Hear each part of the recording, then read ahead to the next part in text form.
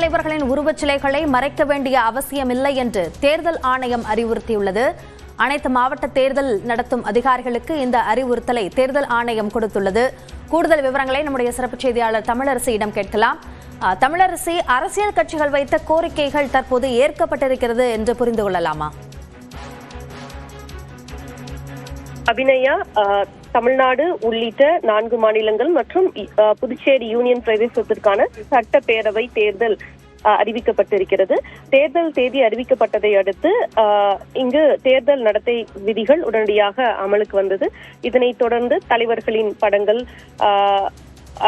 மறைப்பது, அதே போல சுவரொட்டிகளை அப்புறப்படுத்துவது, சுவற்றில் இருக்கக்கூடிய கட்சி தலைவர்களின் பெயர், சின்னங்கள் உள்ளிட்டவற்றை பெயிண்ட் அடித்து மறைப்பது உள்ளிட்ட பணிகளில் அதிகாரிகள் ஈடுபட்டனர்.